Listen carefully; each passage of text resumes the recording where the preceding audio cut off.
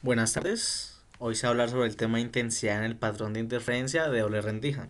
Bueno, comencemos. Dice, se observa que el patrón de interferencia producido por la luz coherente de dos rendijas, C1 y C2, tal como se muestra en la figura 1, que podemos ver que en dos lugares diferentes se va a proyectar digamos, la luz y pues se va a presentar ahí en ese caso. Produce una serie de franjas brillantes y oscuras. Si las dos ondas monocromáticas, eso quiere decir que están compuestas de vibraciones de la misma frecuencia. Entonces eso quiere decir que tienen la misma frecuencia y por lo tanto la misma longitud de onda. Entonces, digamos, con longitud de onda lambda están en fase en las rendijas.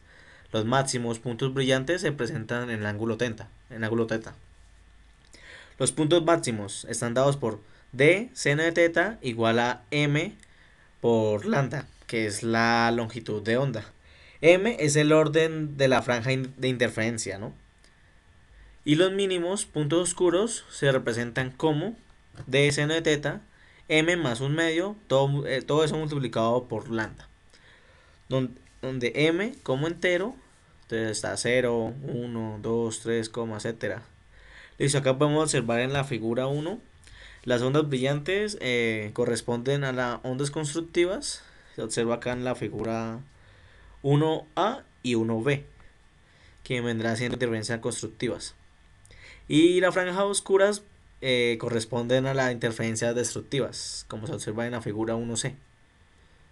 Acá también podemos observar donde sale el D seno de teta, por si no lo tienen muy claro. Esto es en la figura 1D, donde se observa que pues el triángulo se genera debido a que la onda inferior recorre una distancia adicional lambda, ¿cierto? Entonces, y la onda están en fase, entonces por lo tanto, pues la onda se va a correr generando el triángulo. Y pues por lo tanto, pues podemos que se presenta, por decirlo así, ese triángulo que está ahí. Bueno, prosigamos. Dice la intensidad I de la luz en cualquier punto es proporcional al cuadrado de la amplitud de la onda, ¿cierto? Y la luz, como es una onda electromagnética, como ya se vio anteriormente, y es proporcional al cuadrado del campo eléctrico. Entonces acá observamos que I es proporcional pues, a la amplitud del campo eléctrico, por decirlo así. El campo eléctrico E en cualquier punto P, tal como observamos en la figura 2, será la suma de los vectores del campo eléctrico de las ondas provenientes de cada una de las dos rendijas, E1 y E2. Bueno, ya como decía acá, que la luz, tratamos la luz como una onda electromagnética, entonces pues, hay dos campos eléctricos acá, pues cada uno pues que baja por la rendija, ese es su uno y ese es su 2 correspondientemente, ¿no? Entonces ahí vemos que hay dos campos eléctricos. Y puesto que uno y 2 son en esencia paralelos, pues claro, van paralelos porque van en el mismo sentido, sin embargo pues se interceptan en el punto P, por decirlo así, sobre una pantalla lejana en comparación con la separación de las rendijas. La magnitud del campo eléctrico al ángulo teta, esto en el punto P, será E sub teta igual a E sub 1 más E sub 2, con la frecuencia igual a C sobre lambda. C es la velocidad de la luz. Donde E sub 1 y E sub 2 varían en forma sinusoidal, ¿cierto? Pero difieren en fase, dependiendo de sus diferentes distancias recorridas desde la rendija. El campo eléctrico en P se puede representar entonces para la luz proveniente de cada una de las dos rendijas, como W igual a 2pi por F, que W es la frecuencia angular, como E sub 1 es igual a E sub 10 seno de WT y E sub 2 es E sub 20 seno de WT más delta. E sub 10 y E sub 20 son las amplitudes correspondientes. Y delta es la diferencia de fase. Ahora, si la diferencia en longitud de trayectoria AP a C sub 1 y C sub 2, las ondas difieren en fase por delta igual a 2pi. Entonces, eso nos quiere decir que en el centro de la pantalla, ¿sí? Como el punto cero, por decirlo así, delta es igual a cero. Entonces la diferencia de longitudes va a variar, ¿cierto? Y por lo tanto, pues delta de sub seno, de eso es igual a lambda. Entonces, pues ahí se va a desarrollar la relación que se ve en la, en la ecuación 6, ¿cierto? Ahí despejamos el 2pi, lo pasamos a multiplicar en el otro lado de la igualdad y queda pues delta en la séptima ecuación. Listo, ahora para determinar E sub teta, que es igual a E sub 1 más E sub 2, se suman los dos escalares, ¿no? Que vendría siendo E sub 1 y E sub 2, que son funciones seno que difieren por la fase, que es delta, ¿cierto?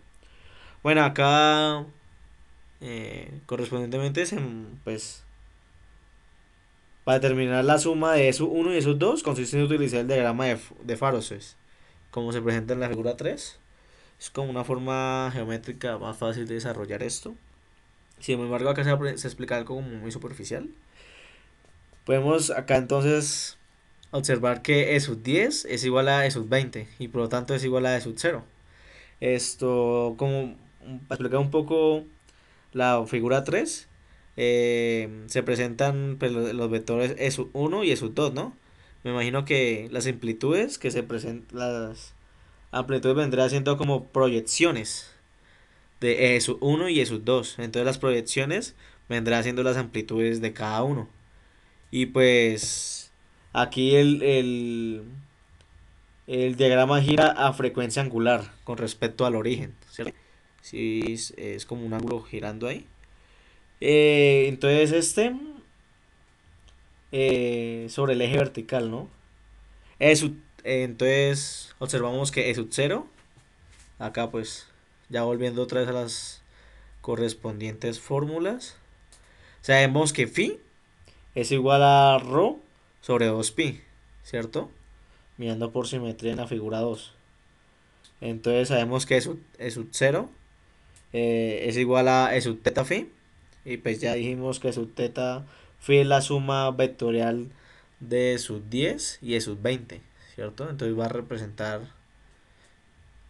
pues las amplitudes. Multiplicado por seno, WT, adentro más delta sobre 2. Bueno, entonces observamos que E sub teta 0 es igual a 2 veces E sub 0 por coseno de phi.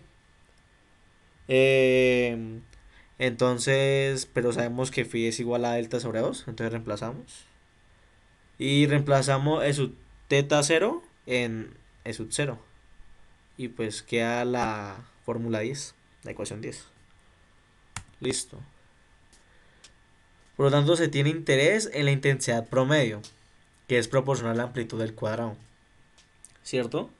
Pero entonces estamos E sub teta, que observamos acá, amplía un rango mayor, entonces no vendría, pues sería más bien llamarlo intensidad en cualquier punto P a un ángulo θ con la horizontal. Eso quiere decir que va a hallar la intensidad en cualquier punto que hay con respecto a P.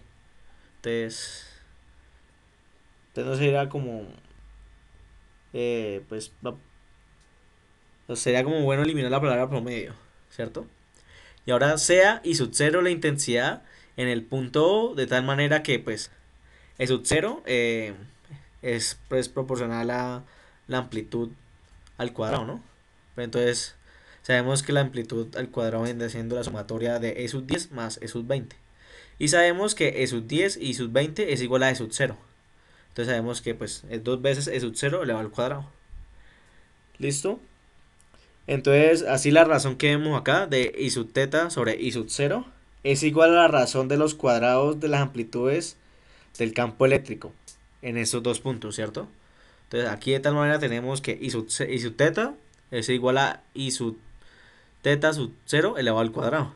Y también tenemos que hay I sub 0 es igual a 2 veces E sub 0, todo eso elevado al cuadrado, ¿cierto? Entonces, el I sub 0 E sub teta 0 es igual a la fórmula 9. Reemplazamos acá. 2 veces E sub 0 elevado al cuadrado se van los dos. Y queda coseno al cuadrado de delta sobre 2. Entonces esa es la relación que hay, ese es el valor que hay entre la relación. Entonces despejamos i sub 0, de ahí lo pasamos a multiplicar y queda la fórmula 12. I sub teta igual a i sub 0 coseno elevado al cuadrado de delta sobre 2. Listo, ahora reemplazamos la séptima ecuación, acá la séptima, que es la diferencia de fase. La reemplazamos en i sub teta, una fórmula 2, y tenemos lo siguiente. Aquí pues eliminamos, pues se van los dos, el 2 y el 2, y pues reorganizamos y nos queda la fórmula 13. Ahora sabemos que a partir de la ecuación 12, si la ecuación 12 de acá, la i sub teta, esto se ve que los máximos se representan con correspondiente a delta de 0, 2pi, 4pi, números pares. Y para los mínimos se representa donde delta es igual a 0, 3pi, 5pi, etc. Entonces, siguiendo esto, ahora conocemos no solo la posición de máximos y mínimos, sino que a partir de la ecuación 13 es posible determinar la intensidad en todos los puntos, ¿cierto? Entonces, en la situación habitual, donde la distancia L a la pantalla desde la rendija es grande en comparación con las rendijas de C. O sea, la separación de rendijas es D, pues como observamos, por ejemplo, acá, en la figura 2. La separación de rendijas que es D, ¿cierto? Y L es la distancia que hay desde pues, de las rendijas D al punto P, como se observa ahí en la figura 2, ¿cierto? Como para entender un poquito. Así solo se consideran puntos P cuya distancia Y desde el centro es pequeña en comparación con L. Entonces dice que Y es muy pequeña en comparación con L. Donde Y vendría siendo como la distancia del punto P, como la mitad entre las dos ondas proyectadas, ¿cierto? Entonces por lo tanto, que hace 9 teta igual a Y sobre L, ¿cierto? Entonces ahora esta relación lo reemplazamos en la ecuación 7, que es la de delta, y nos queda la siguiente: 2pi sobre lambda de Y sobre L. Bueno, ahí reorganizamos como para que se vea un poco elegante. Entonces eso lo reemplazamos en i sub teta. I sub teta, que es la fórmula 12, ¿cierto? Bueno, volviendo acá, reemplazamos delta, se dan los dos y queda la fórmula 15. Ahora, un ejercicio. En un experimento de interferencia de doble rendija, la longitud de la trayectoria a cierto punto P sobre la pantalla difiere para una rendija en comparación con la otra por 1.25 lambda. ¿Cuál es la diferencia de fase entre las dos ondas que llegan al punto P? Bueno, como vimos acá, la diferencia de fase está dado por la fórmula acá en la parte A, por la fórmula 7, la fórmula 7, ¿cierto? Entonces la tenemos acá. 1,25 lambda vendría siendo la diferencia de longitudes, ¿cierto? Entonces d seno de teta es igual a 1,25 lambda. Eso lo reemplazamos, entonces queda 2pi, 1,25 lambda sobre lambda, las dos lambdas se van, se multiplica el 125 por 2pi y delta es igual a 2,5 pi. Listo, ahora la parte B que dice determinar la intensidad en P, ¿cierto? Entonces, como tenemos en la fórmula 12, nuevamente, acá llegamos, tenemos la fórmula 12 que es igual a i sub 0 coseno al cuadrado de delta sobre 2. Ya conocemos el valor de delta, lo reemplazamos, que es 2,5 pi sobre 2. Desarrollamos aquí, dar el 2,5 pi sobre 2 y después el coseno al cuadrado y queda 0,5 i sub 0. Y eso es todo.